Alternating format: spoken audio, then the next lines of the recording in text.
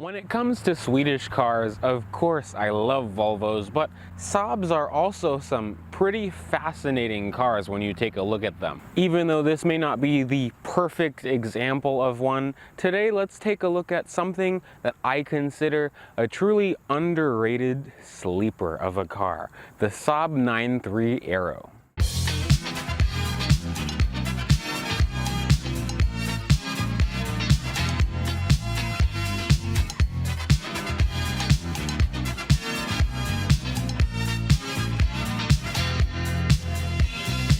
This marks the second generation of the Saab 9.3. These went from 2003 to 2011, the sad year of Saab's demise, of course with refreshes along the way, but this one is considered a pre-facelift 9.3. These 9.3s are based on GM's Epsilon platform, which has actually been used for a lot of cars in the US and outside of the US, like the 2000's Chevy Malibu, the Opel Vectra and Insignia, even some Cadillac models in the later years of the 2000s. Saab actually gave the early models of the 9.3 interesting trim level names, like Linear, Arc, and the Vector. But by 2006, they were just reduced to 2.0T and the Aero, like this one. This 9.3 in particular belongs to my friend Ben. It's a 2006 9.3 Aero in jet black. Unfortunately, before Ben, this lived quite a hard life sitting on the streets of New York City, which a result of that has made it quite beat and battered looking. And it's really heartbreaking to know that this car only has 91,000 miles on it. But an advantage of it is this car has been to many track days and many rally crossing events with Ben over the past few years. It's even on its snow tires right now. This one was also optioned with the luxurious touring package, which added a lot of modern features to the 9.3, like headlamp washers, rain sensing windshield wipers, power front seats, and the driver's seat even has 3-person memory. A lot of loaded features that was an extra $1,100, which brings the factory MSRP of this one to just under $34,000. We can now discuss what made the Aero badge so special in these 9.3s, and it really surprised me because at first I never really looked into these 9.3s, so I was surprised to find this motor under the hood. Now I bring to you the 2.8 liter by Saab. It's a 2.8 liter dual overhead cam 60-degree V6. It's also paired to a turbocharger. It's an absolute riot of an engine. In this application it makes 250 horsepower and 258 pound-feet of torque. Power only goes to the front wheels in this model through either a 6-speed manual transmission or a 6-speed auto like in this one. This powertrain also gets this 3,300 pound aircraft to 60 miles an hour in just about 6.5 seconds. It really feels quicker than that on the road itself, but we'll talk about that later. The 9.3 over the years was thankfully available in 3 different configurations. You could get the sedan like this one, you could get a convertible, and you could get a wagon, also known as the Sport Combi. But like I said, this one is mostly stock with the exception of these 17-inch alloy wheels. Most Aeros though will have a 5-spoke 17-inch alloy wheel. I just like these a lot more though. Saab gave you 3 different ways to get into the trunk of your 9.3. First of all, you could push the button on the interior of the car. You can also press and hold the button on the deck lid itself, but in this car it doesn't work. Or you can press and hold the button on your key fob, and it reveals a generous 14.8 cubic feet of volume. Actually a pretty decent sized trunk, and the opening is actually pretty wide as well. The rear seat is also a 60-40 split folding seat, and there also is a pass-through, which makes this very versatile. Underneath, there is a spare tire. It is a donut, but I'm glad that there is a spare tire. There's also some nifty places for storage, like on the left side of the trunk, and on the right side there's a little cavity over here, but very practical car. but I'd still get the Sport Combi if I was to get one. First of all, as we get into the rear seat of the 9.3, I appreciate how wide the door opens, and getting in, it's easy. The car isn't that low, thankfully, but something that you'll notice about the interior of this car is that everything is really cushy and really soft. Let's close the door. Still got a nice solid thunk. I would expect that for 90,000 miles. I'm gonna let this fly out. Get out! Did he leave? No, he didn't leave. I think he did. But in terms of material quality, things are actually pretty decent back here. There's this interesting kind of soft touch material on the top, but leather and very soft, supple, squishy leather on the bottom side, and then a softer touch plastic on the bottom. But it feels pretty decent back here for being the entry level sedan in 06. I'm 5'9", and the driver's seat is in my position. I can fit my feet under the seats, and I have like an inch of legroom. I'm actually comfortable. I'm not uncomfortable. Headroom is pretty decent as well. You won't find crazy creature comforts back here like in an S-Class, but Saab did offer air vents for the rear seat passengers, so I'm glad that we've been thought about a little bit back here. There's also a pretty soft center armrest, but no cup holders on it. The cup holders are actually in front of the seat, which is an interesting spot. Kind of a little safer so they don't spill as easy. But behind the armrest, you'll see the little flap for the center pass-through, and it's actually very well designed, and it's not flimsy like some other cars. Now, getting in the front seat, we'll see step-in height is also pretty nice as well. The doors close with a nice solid thunk. Of course, this is the GM era of Saab. I'm kind of disappointed how things have worn on this. I'll get into that on other parts of the interior, but first of all, the shift knob, this thing has just completely fallen off. I mean, it is old plastic, but still. Now I have to reassemble the car on camera. But first of all, here is the key fob for the 9.3. This is an interesting design key fob. After driving this daily, sometimes, I don't really like this key in terms of longevity, because sometimes the car doesn't recognize it, but we can start it up.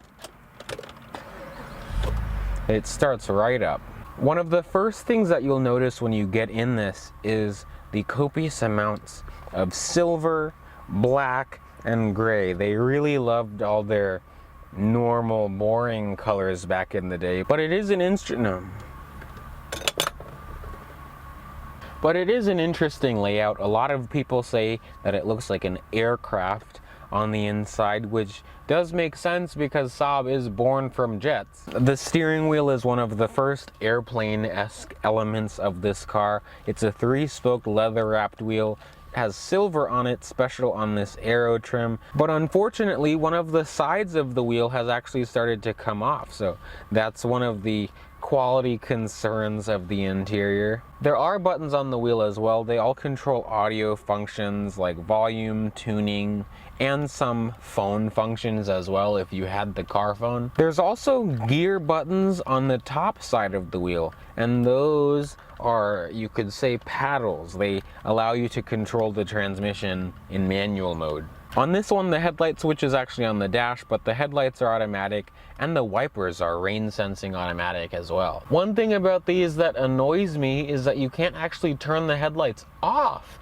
Doesn't matter what position the switch is on, the headlights will still stay on. I think I've read that there's a module that you have to wire in, or there's a wire that you have to cut so the lights don't do this, but from the factory, a bit of an annoyance to me. I do like to see that Saab keeps interior quality pretty consistent, because it's the same material on the top side of the door panel, the same soft touch leather, and the same soft plastic.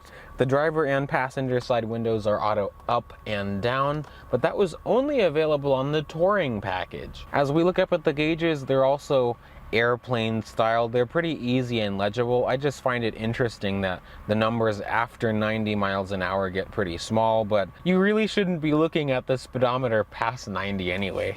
On the top of the dash, this car does have a trip computer, and you can use the very responsive dial to scroll through all the different information pages that are on this, but there's not a lot in it, but it is nice that you have it. Lower on the dash, we can see the head unit for the pre-facelift 9.3. The post facelifts and in the mid 2000s, I believe 2007, these got a different head unit, which in my eyes is better because you can actually switch it out. But this one has the single DIN head unit that's kind of built into the car.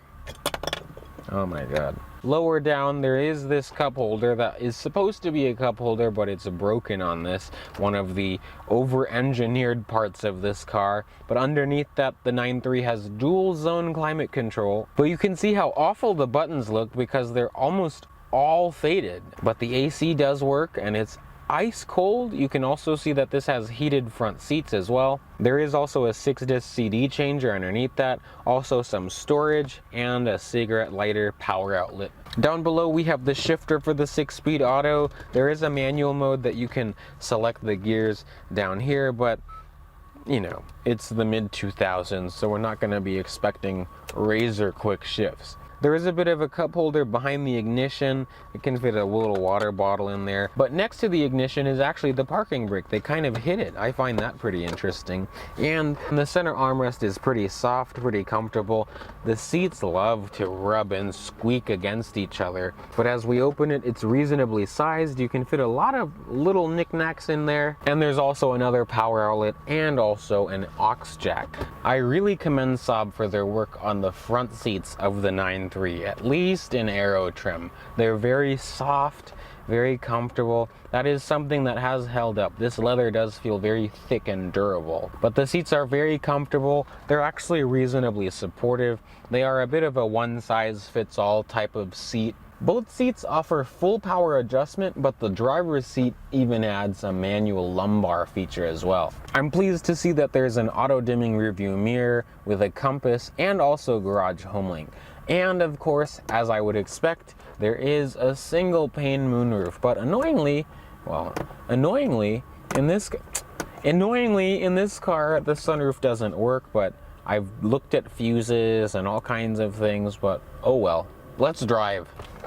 One of the main selling points, well, the only selling point of the Aero to me is the motor.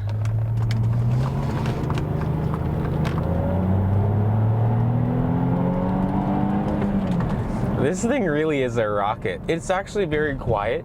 Because it's stock, it's so quiet. I actually wish it was a little bit louder, so if I had one of these, I would probably put an exhaust on it. Now you can see on this rougher road, one of the drawbacks of, I don't know, maybe it's just because this one did not live an easy life, so it's been jostled and every piece of plastic in this has just, you know, fell off or started to rattle. But on this bumpy road, it takes bumps pretty well, but the interior makes so much noise. It's kind of annoying, but I guess it's part of the charm with this car. But let us see the power once more. I'm gonna get on this main road here, uphill. There is turbo lag when it's in a higher gear.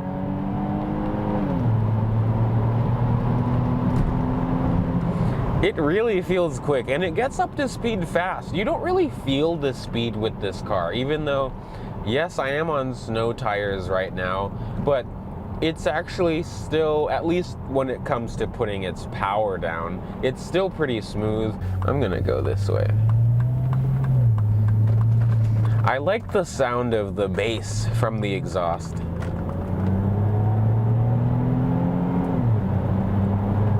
Very smooth power. You could say it's linear. That's funny. But it is very smooth power. The engine is quiet. This V6 is great. At highway speeds, there is a bit of wind noise, and most of the noise that I hear, though, is from the tires, because these snow tires not only are soft, but they make a hell of a lot of noise on the road. The steering is effortless. It has a bit of weight to it, but it's on the lighter side. I don't dislike it, but I will say it is a little bit vague, but that I feel like has to do with the snow tires. It's really good at doing pulls. Let's see if we can make this green.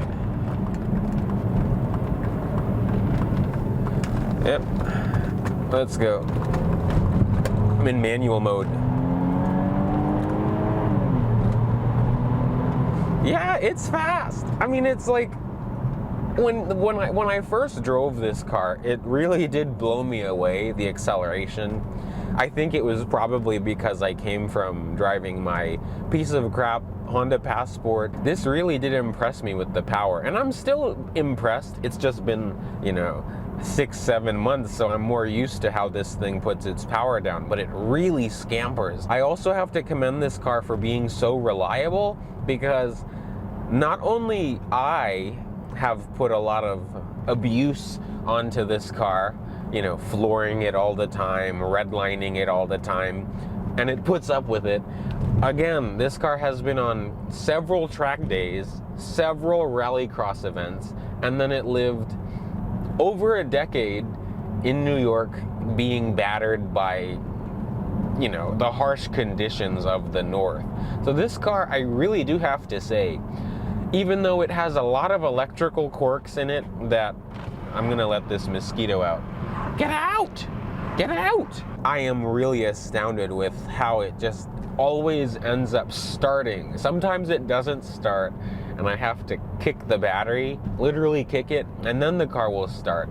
And a lot of it has to do with the electronic key, because, sometimes the car doesn't register it, but those are little things. But this car has actually been very reliable, and I've used it like a pickup truck. It's really been nice to have a car. I mean, it is unfortunate that this one has succumbed to such a life of being, abused, but it's nice having a car to be able to beat on. It's also nice how small and nimble this thing is. It's been a great daily driver. Again, I appreciate this car, but not this one in particular. It's unfortunate, but after living with it and the things that the car has put me through, I have a certain way how I feel about this one. But the 9.3 Aero, as a car itself, I think they're actually pretty cool. So let's see here.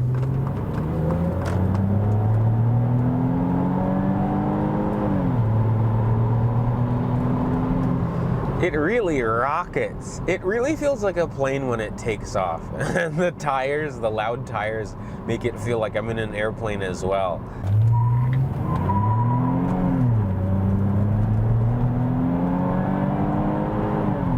That was 60. This is actually pretty good for the time. Let's see, manual mode.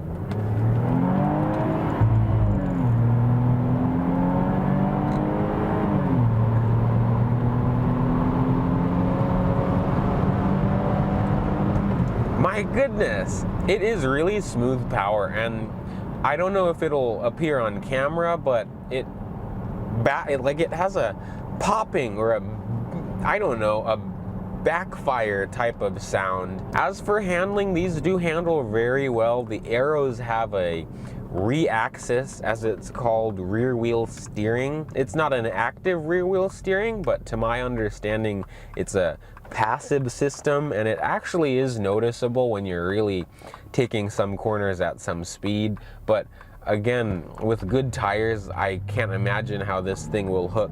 There is, some drama when you're really on the gas as well, because it's front wheel drive and it has a high amount of torque. Overall, I do think that this is a pretty well balanced car. Look at that! Oh, it didn't show up on camera, but there was a late model 9.5. Those are really cool. Overall, if you're the opposite of me and you don't want a Volvo S60 with the 5-cylinder turbo, this is a great alternative and a great other option. It's very compelling, especially with this 2.8 V6. It is a true rocket of a car. I wish this one had a better life so I could show you a better example of a 9.3, but hey, at least this is the first Saab review, and hopefully the first of many Saab reviews. But thanks again to Ben for letting us check out his 9.3 today, also known as the Meatball. But I really appreciate all the support, the recent support, the long-term support, just everything. Thank you for watching, liking, commenting, and subscribing, and I'll see you guys in the next video. Bye, peeps.